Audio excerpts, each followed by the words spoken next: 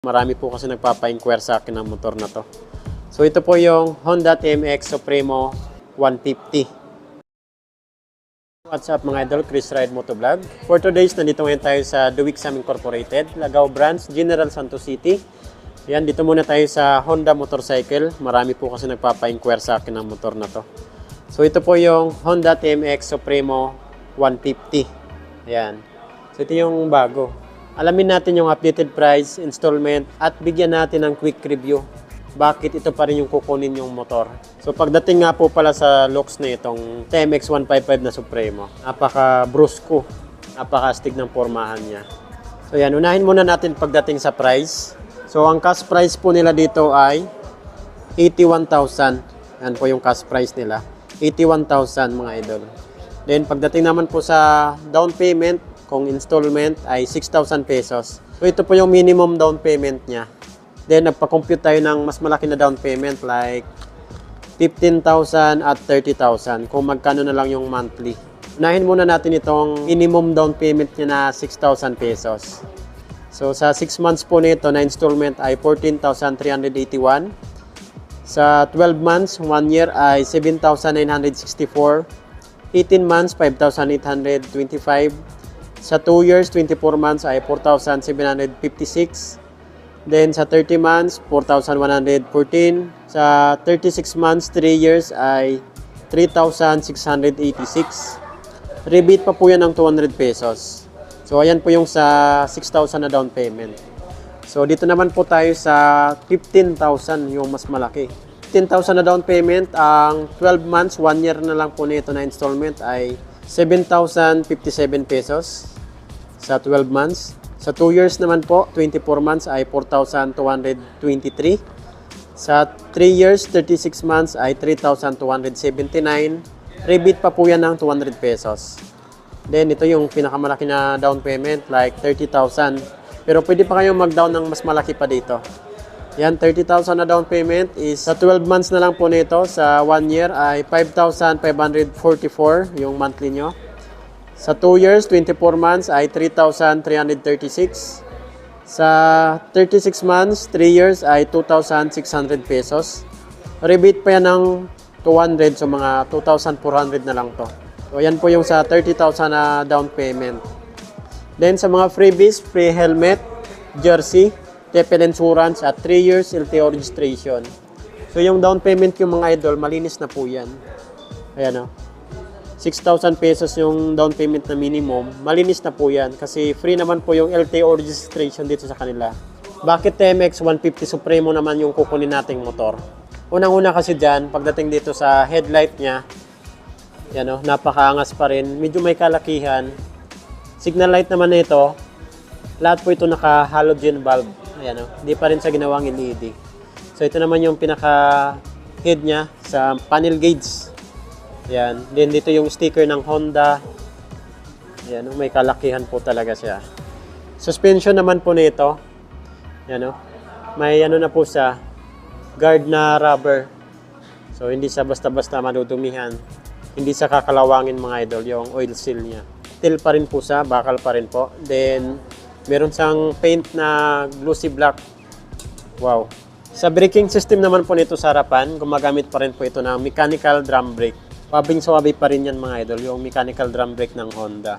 Sa mga hub nito, itong hub niya, naka-glossy black na rin po siya. So hindi sa dumihin. Madali lang siyang linisan kasi glossy black. Yung ano naman po nito, yung rim, yan o, stainless steel. Ano, stainless steel po yan. Hindi yan basta-basta kinakalawang.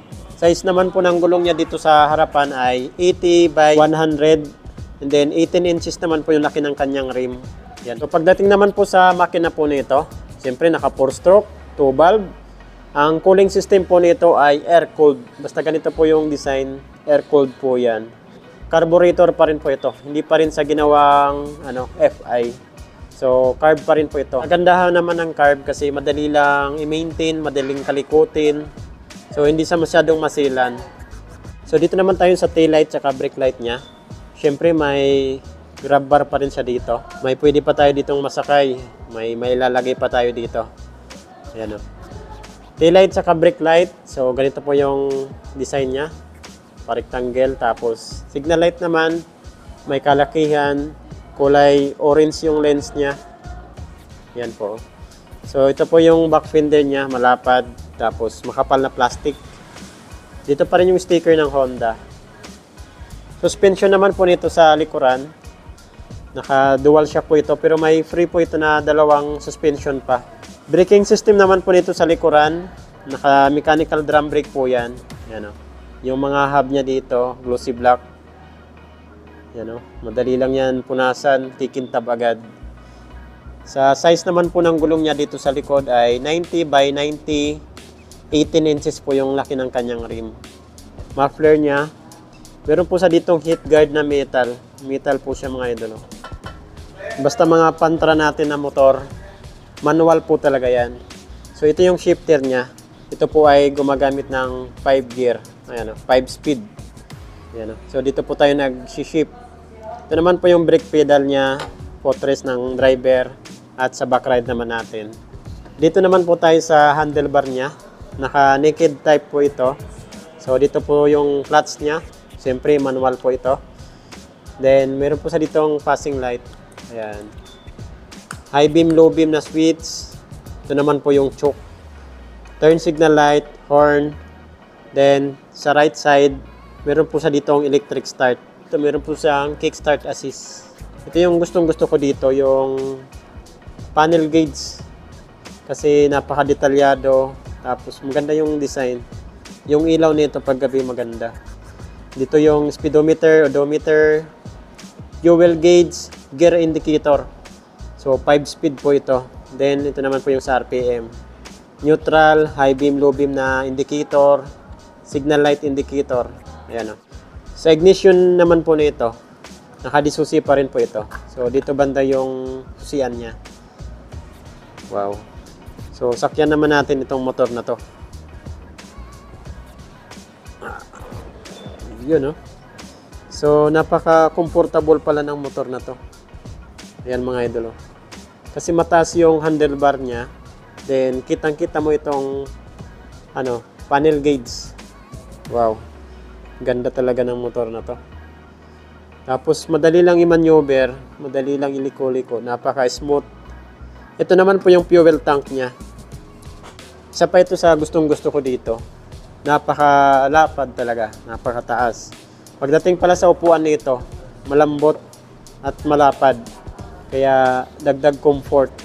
Kahit ilong distance mo itong motor na to, the best to mga idol. Yung gulong niya, pwede pang highway talaga. Maganda talaga to pang highway kasi bilog yung design. Honda TMX 150 Supremo, the best pa rin. Napakaraming gumagamit pa rin ng motor na to. So yun, kung may mga ipapa-inquire pa po kayo sa akin na motor, comment nyo na lang po sa comment section ng ating video. Chris Ride Motovlog, ride safe po tayo palagi. God bless you all. Thank you.